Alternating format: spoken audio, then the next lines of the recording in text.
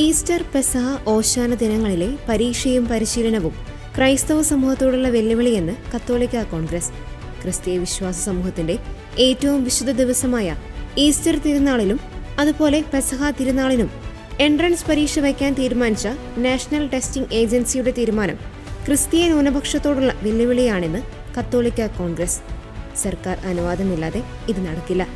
വിശുദ്ധ ദിവസങ്ങളിൽ നടത്തുന്ന പരീക്ഷയും ഒപ്പം ഓശാന തിരുനാളിന് ഇലക്ഷൻ കമ്മീഷൻ നടത്തുന്ന പരിശീലനവും ഭരണഘടനാപരമായ അവകാശം നിഷേധിക്കലാണ്.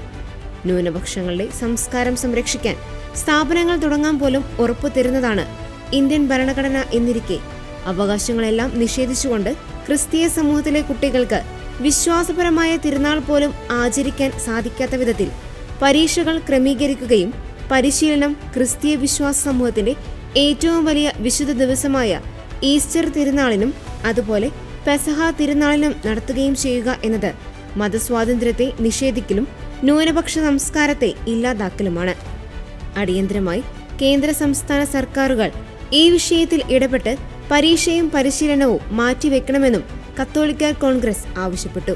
ഇന്ത്യയിൽ മതസ്വാതന്ത്ര്യം എന്നത് കടലാസിലും വർത്തമാനത്തിലും ഒതുക്കേണ്ടതല്ല എന്ന് മനസ്സിലാക്കണമെന്നും തിരുനാൾ ദിനങ്ങളിൽ പലവിധ മാർഗങ്ങളിലൂടെ നടത്തുന്ന ആരാധന നിഷേധം ക്രൈസ്തവ സമൂഹത്തെ മുറിവേൽപ്പിക്കുന്നതാണെന്നും തനിമ നഷ്ടപ്പെടുത്തി ഇല്ലാതാക്കാനുള്ള ശ്രമത്തിന്റെ ഭാഗമാണോ എന്ന് സംശയിക്കേണ്ടിയിരിക്കുന്നുവെന്നും കത്തോലിക്ക കോൺഗ്രസ് പ്രസ്താവിച്ചു.